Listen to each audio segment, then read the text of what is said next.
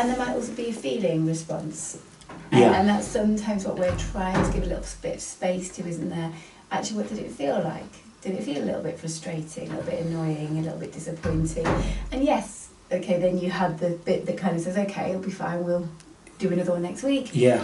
And that's sometimes, I suppose, the bit in here that we're doing as well, isn't it? How do we give space to the feelings that at times might have a different experience to what the thoughts make sense of something? Yeah. And if we deny space for the feelings, you know, what happens then? So that's, I suppose, picking up a little bit. I think last week, or the time we met before, the last session was where we were sort of contemplating some of this stuff, weren't we? Where we were at in therapy, where we were going, what you were sort of giving permission to go to, what your system wanted to go to or not go to. Yeah.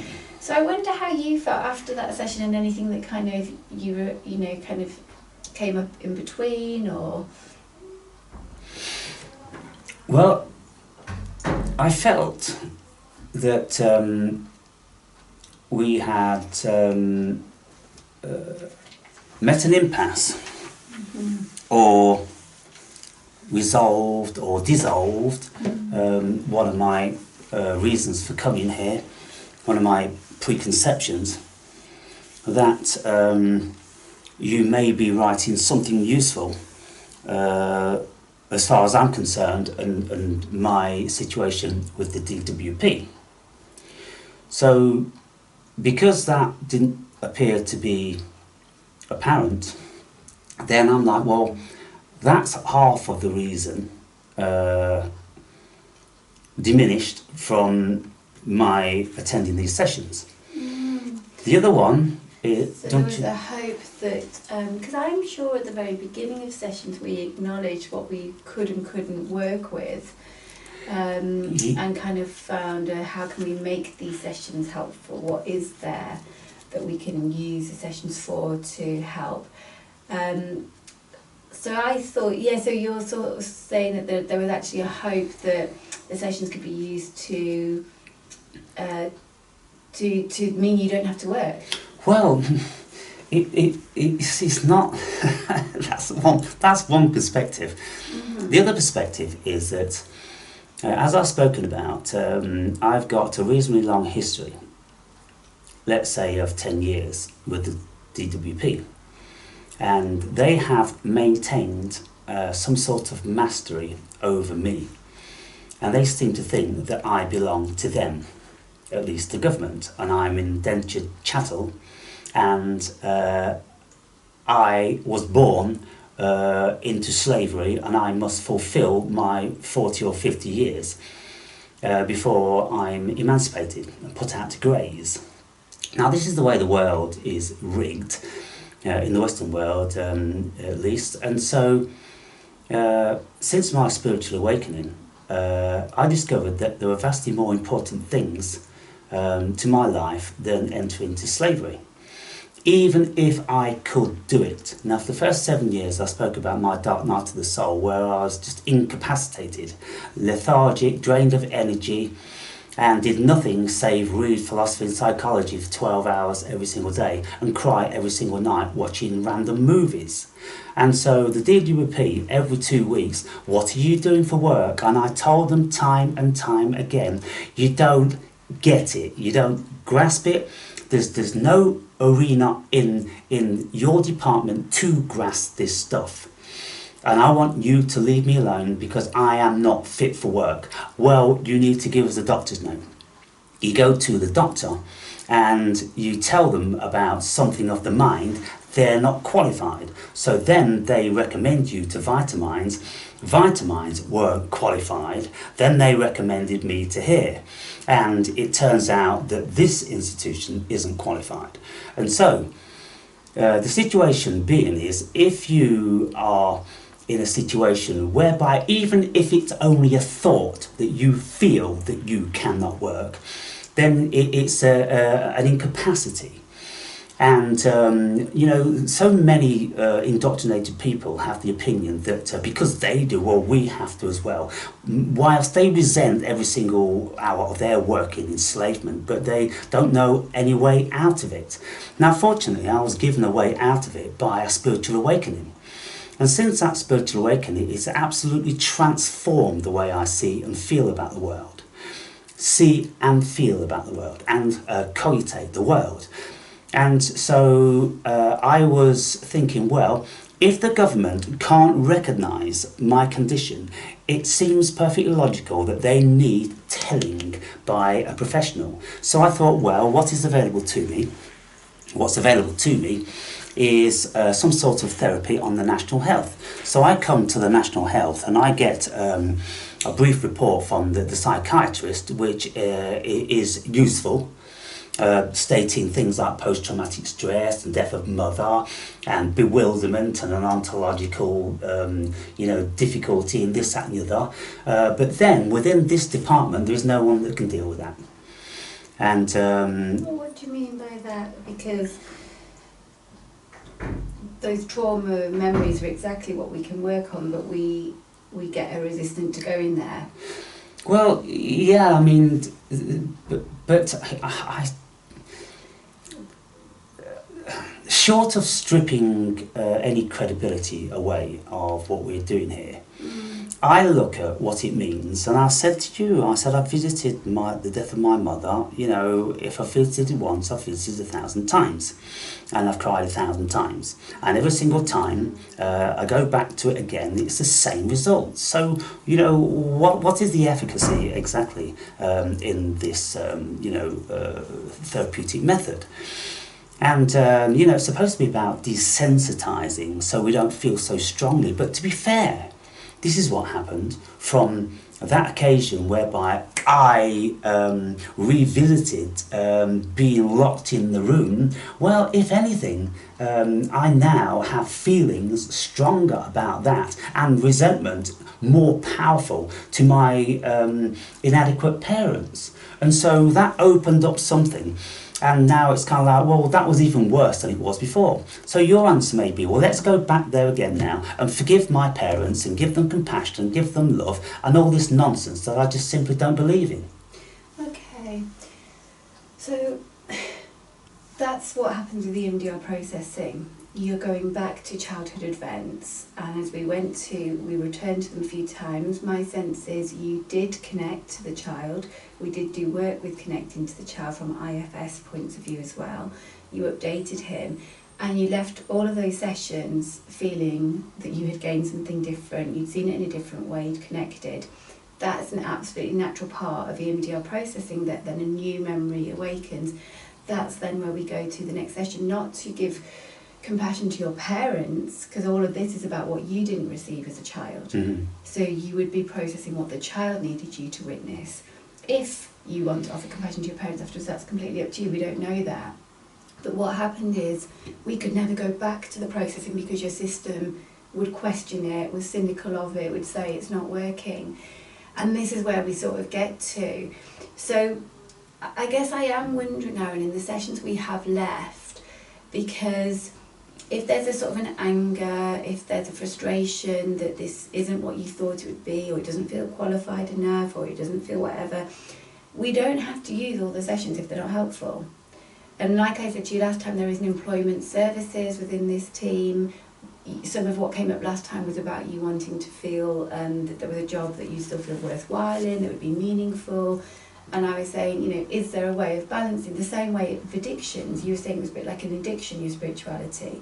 And I was saying, well, that's also something, if there's an addiction, there's a need that overcomes being able to be free with your feelings and your choice. We also thought, what does not going to work protect you from?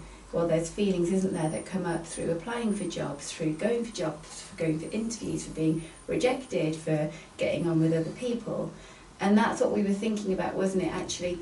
That is stuff through those early experiences, I'm sure, that can be processed. But if your system is not allowing us to go there, then we can't do anything. No. And that's what we always kind of come to, is that you don't have to be here each week and feel like this is completely pointless, it's not doing what I wanted it to do, it's not of a high enough calibre, you don't have to come here and do that. So it is a choice. We don't have to use the next 3 sessions. I know I don't have to come here.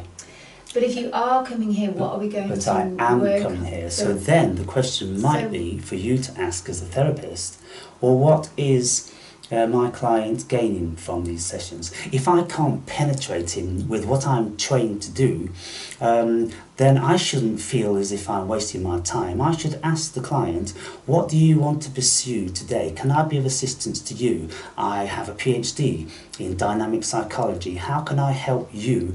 You go off on all these different bizarre stories. Well, does Aaron need to speak about bizarre stories? Is there something that it's evident he has an energy and he wants to convey?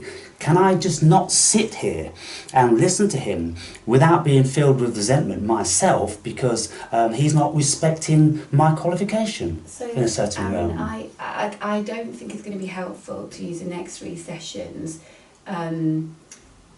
just putting people down. I don't think that's going to be helpful. Yeah, let me stop you there. But what I have asked you in each session is, what would we like to focus on, and what can we do within this session? Yes, you see, I wasn't putting you down. What part of that would you consider I was putting you down? Just because I maintain that maybe I don't feel it's particularly useful to me. So then if it's not, that's what I'm saying, Aaron, if it's not useful to you... But what about another facet of your training? I'm not using one facet of my training, Aaron. I'm not using just one facet of it, but I'm asking you, what would you like to work on in terms of trauma processing, in terms of working through some of your earlier experiences which have been traumatic, which is what the psychiatrist highlighted in the report, or do you want to just talk to me about your spiritual experiences? What do you want to do that will be helpful to you? Talk. I mean, just listen and say nothing? No, I mean, if you've got something to say about it, if your experience in life can add something and you've got some poignant questions, then of course that will be useful, because that's the art of conversation. Just for me to kind of like get it off my chest isn't too much avail. You know, one of the reasons I come to therapy in the hope that I would be speaking to someone who is psychically evolved enough to at least be able to grasp some of the things I speak about. And now you may feel very demeaned by that, and you sit there with a PhD and I do not. But, you know, the breadth of knowledge I have about this world and the extent of my consciousness, you know, it is very, very difficult to grasp for anyone who I speak to. And let me just mention this to you whilst we're on the subject matter. I speak with AI a great deal. I've done like 70 hours with AI. AI tell me every single time that my IQ is in the 0.1% of the populace. I ask them then, what percentage of people who you speak to, millions a day, engage with you in these subject matter which I engage with? And it's again 0.1%, and at the very highest I've had maybe 2% of the world's population. So that's where I am in my mind. So what would you like to talk about today, Aaron?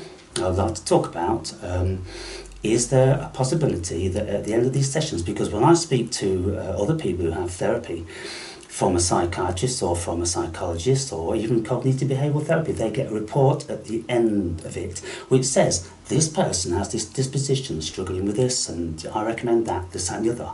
So one of the things that I require from my file, which is that thick by the way, is something from this professional institution, so I haven't been wasting my time as far as they're concerned, because if I don't get something which explains to them the difficulty I have in engaging in the world, then they're going to treat me as if I don't have any difficulty, and they are going to deploy their nefarious tactics, which then bring about anxiety and stress and anger.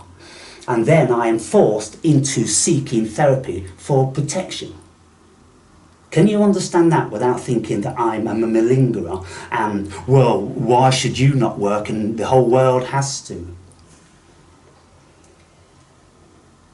So, but if I write a formulation, if I write something at the end that doesn't meet what you hope it does, what happens then? Well, we have to ensure that it does. And I'm not asking you to fabricate anything. I've always been desirous to explain to you what my disposition is and the issues I have. And when AI tell me I'm in 0.1% of the population, and the things I talk about, they can't even grasp. I say, please can you check your archives of any other philosophers of bygone times that have spoken about the things I'm speaking about. Not really, Aaron. You are so concise and you're so precise and you're bringing this and that and everything. There's been other philosophers that's touched on this and touched on that, but they've not brought it together like you do, like in your theory of everything. And so my mind is in a very abstract place. And so it most certainly can't go out and engage in society because everybody around me looks like they have an IQ of a monkey. And every time I engage with people, it compounds what I consider. And very rarely do I meet someone who's remotely intellectual, who I can engage with for a short period of time about a very brief subject. But then when I expand it a little bit, again I've lost them. And so this is the difficulty, and this has been renowned throughout forever with philosophers, with thinking people. They've wrote stuff down whilst they were alive. Nobody wanted to listen to them. Nobody comprehended them. It's often took thousands, if not hundreds of years before society have managed to get around to understanding what these people have written about. And what I'm saying, what I'm espousing, people can't grasp. And so I am evidently well ahead of my time. Why am I ahead of my time? Because I've had over 200 psychedelic experiences. I've been meditating for 16 years. I've had religious encounters, and my consciousness is, in comparison to the vast majority of people, exceedingly expansive. And so within that realm, I'm trying to see how I can navigate through this thing. And it isn't by giving my time, wasting my time with menial, pointless tasks as far as I can see, when there's so much going on inside my mind that needs addressing. I can't find the time in any given day to finish the things that's going on inside my head. Every single minute of the day, I'm coming up with new ideas and everything. It's a very hectic thing. And if I try to discuss these with people on forums and things like that, well, there's nothing there. And if I look for, I'm currently reading Kant. And, Kant is starting to touch, I'm a third of the way through his book, which is speaking about his critique on pure reason. And even he, in the early stages, is talking about that he has to include the numinous. You've got to include the consciousness because everything comes out of consciousness. And the abstract world is just a pure abstraction. It isn't real. And so these are the things that I'm dealing with, and this is how I'm trying to navigate the world. Now, if I've got the Department of Work and Pensions telling me that I need to look for picking and packing jobs, I'm getting a bit stressed about that. So therefore, what you can do in the realm of this institution as a government agency, I need a government agency to tell the other government agency, back off. This person isn't one of your drones. This person may have a mental disposition, you can call it what you want, but whatever you write down has to be that this person isn't about ever to go out picking and packing.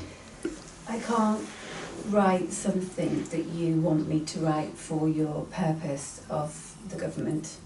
Okay, so can you not write down, Aaron Berry seems to be existentially very broad in his consciousness.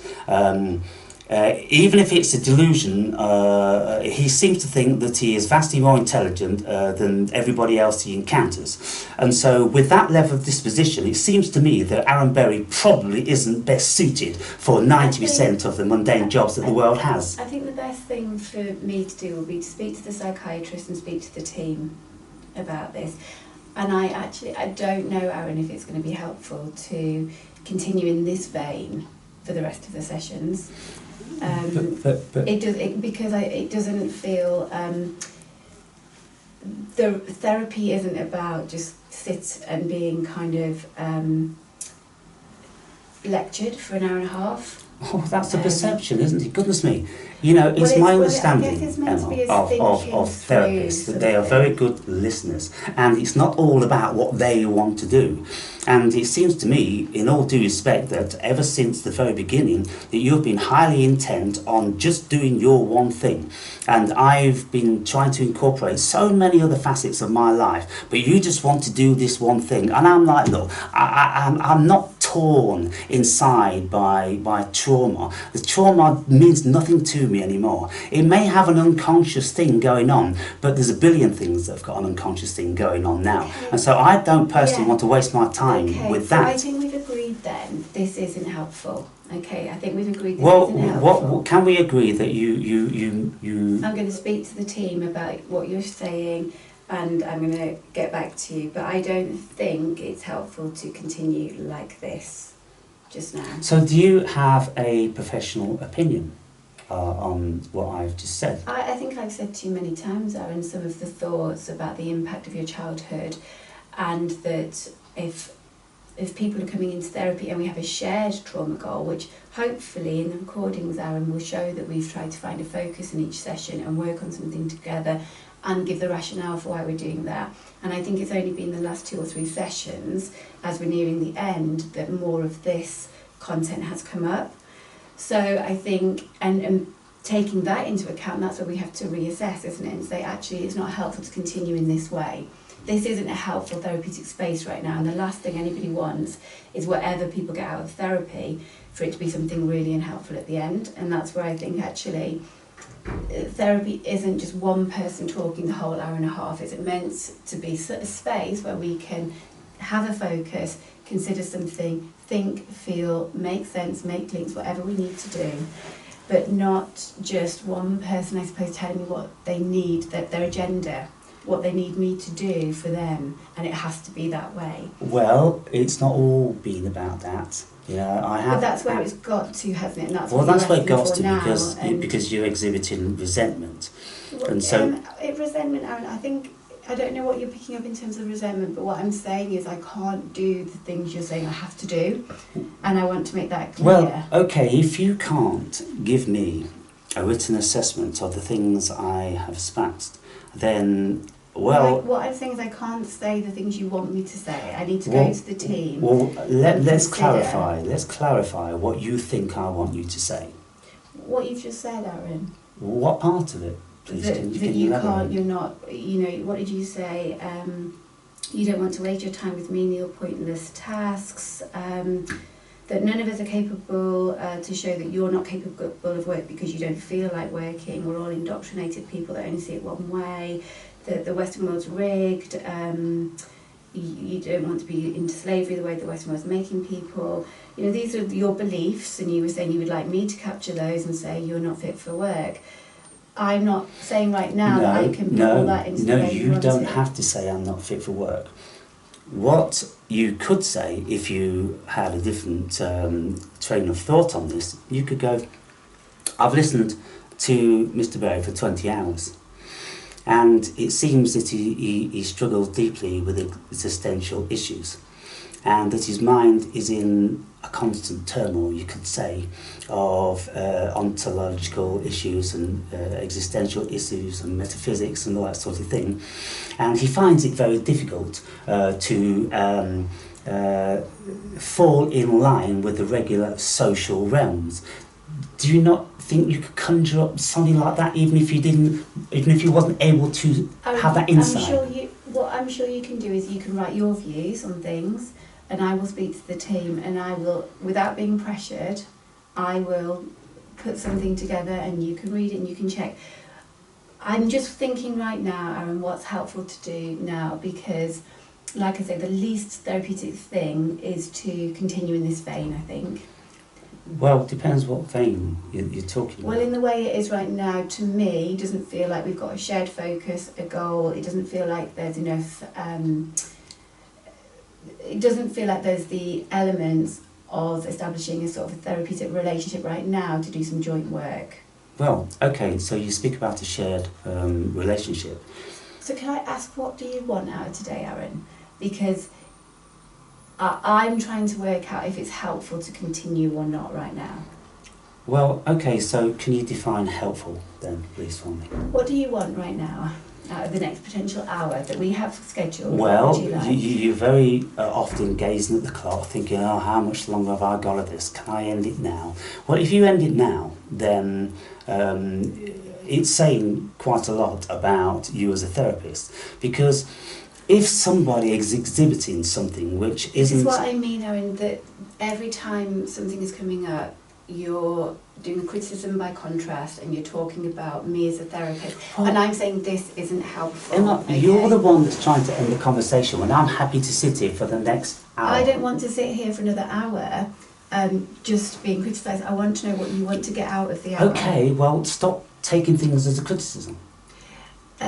Aaron, Stop what would taking you things like out personally. of the hour? What I would like is a good listener and someone to apply their psychology and dealing with lots of other people to see if there's any other things that may pertain to some sort of existential thing, something that you could question, something that you could inquire into, something that maybe you can propose to me, something of that nature. Or if you can't do that, then just listen.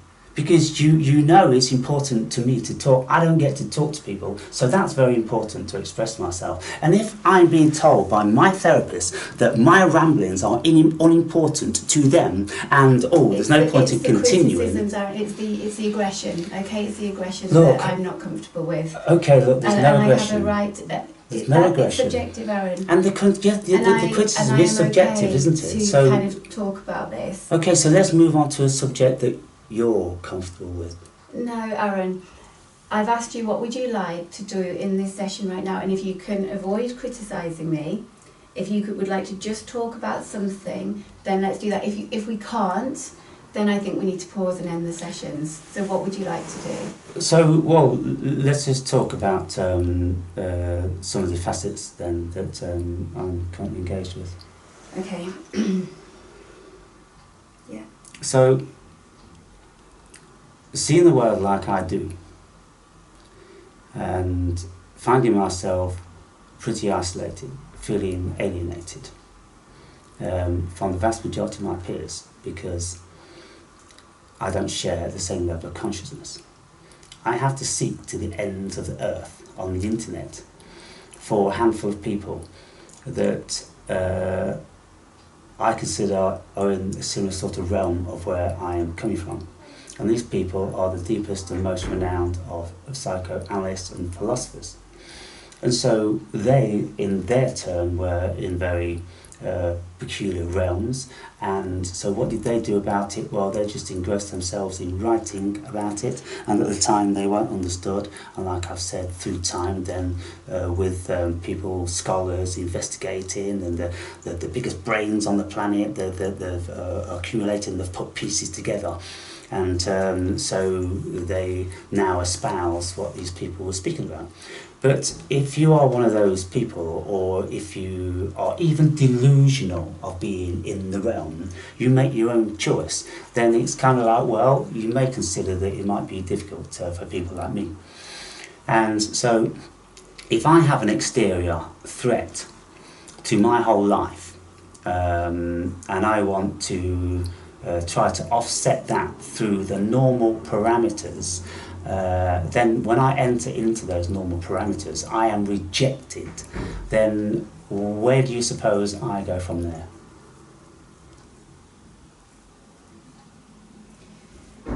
I don't really know what I can say that isn't just going to lead into more argument. It just doesn't feel conducive today, Aaron, I have to say. Well, you see, look what you're doing. You're saying an argument. I'm not arguing. Aaron, I want the session to end. Okay. Yeah. I'm not comfortable with how it's going. I think I will talk to my colleagues. I will let them know how you're expressing yourself and what you'd like. I'm aware of what you would like me to do. I need to consider with my team and put together a formulation. I don't think it's helpful right now to continue this session. Helpful for you? I don't think it's a helpful therapeutic session right now. So you're looking upset? I don't want to continue right now, Aaron, okay? Yeah? So how end the session? Yeah. Yeah, okay. I'm not picking or anything like this. I'm just saying that, in my estimation, people who engage in this line of work have all suffered, and they engage in this line of work because they're looking for Aaron, answers. Can we end the session? Thank you. It's not helpful right now. Okay. So it seems we've both got work to do.